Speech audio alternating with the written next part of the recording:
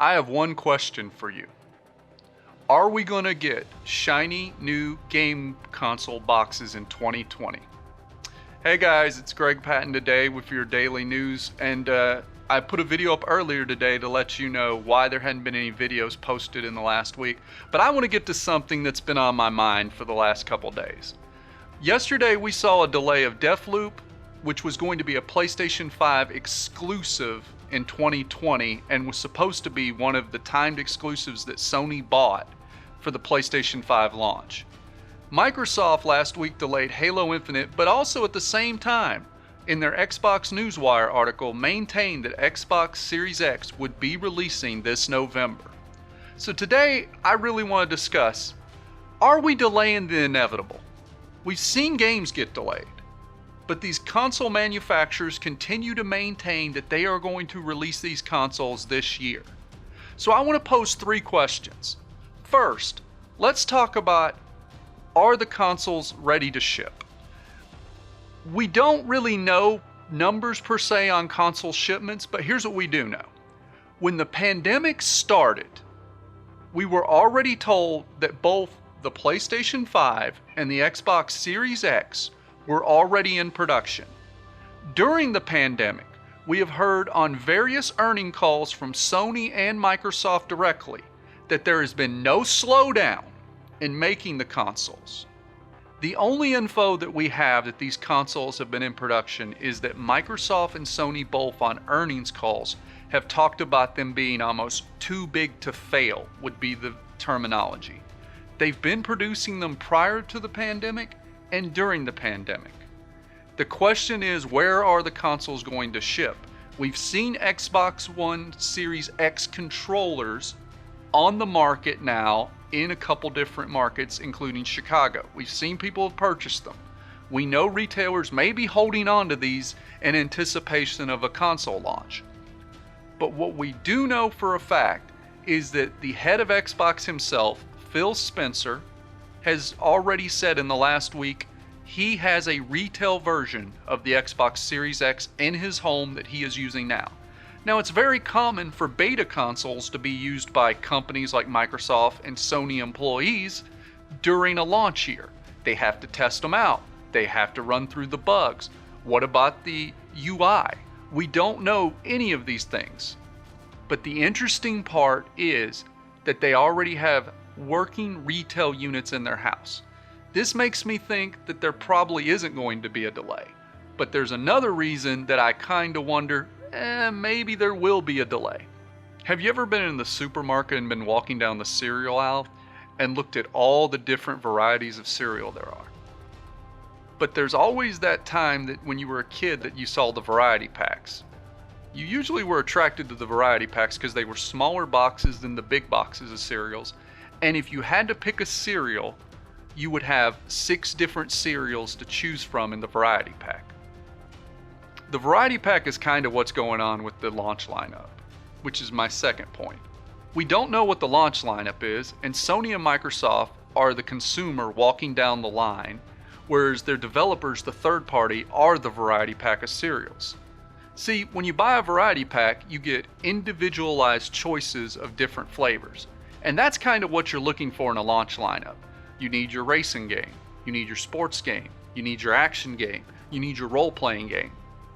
Well, currently, if you look at the lineup that we have coming for PlayStation 5 and Xbox One Series X, we're in a situation where we really don't have the variety pack.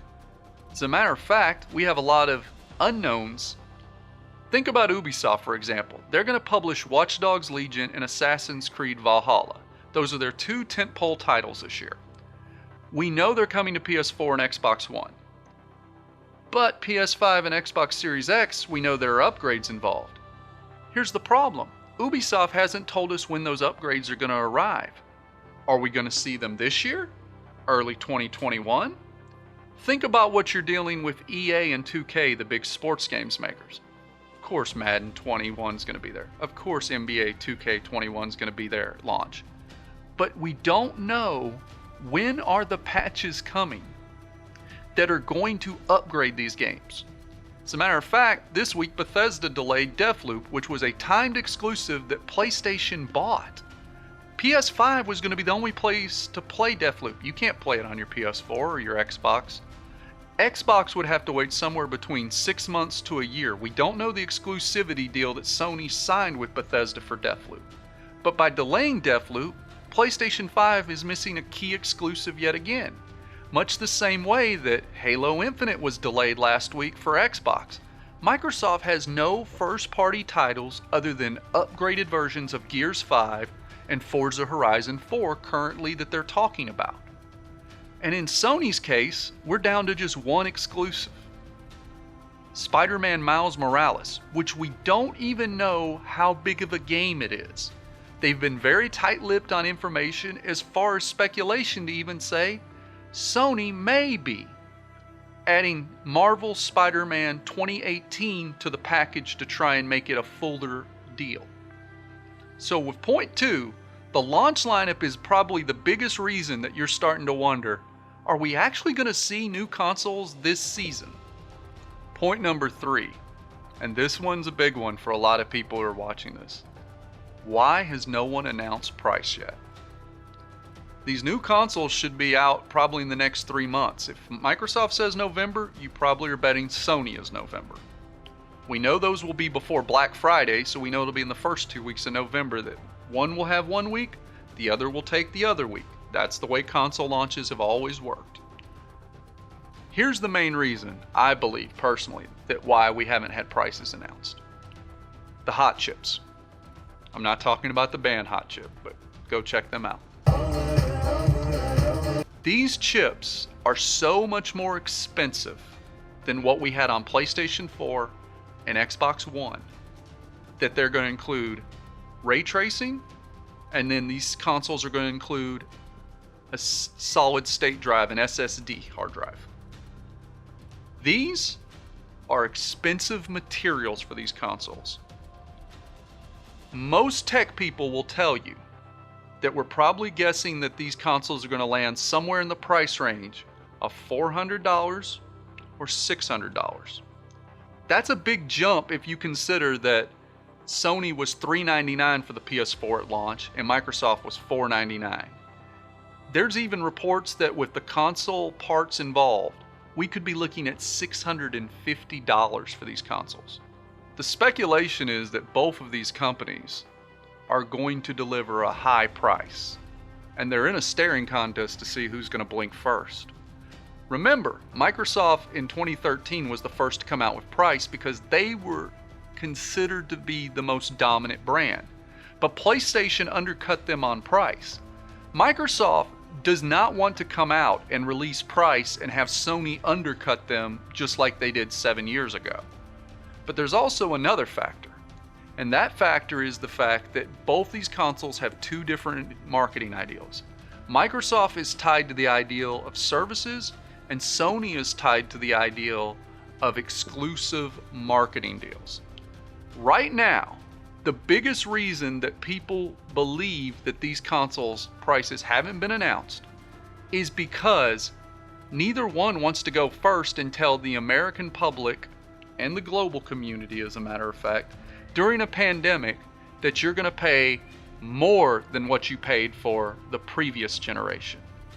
Now that's interesting because from the standpoint of the next console generation was pretty much started by Nintendo with the Switch. It's interesting though, people are very getting antsy about we haven't heard price, we haven't heard release date from Sony or Microsoft. Nintendo Switch is by far the best-selling console of 2020 during the pandemic. They waited till 2 months before they released their price. Nobody was worried because they weren't competing with anybody else but themselves. Microsoft and Sony are in a completely different ballgame. So all that being said, we've talked about the price, we've talked about the launch lineup, and we talked about are they ready to ship. Honestly, it doesn't really matter if they're ready to ship.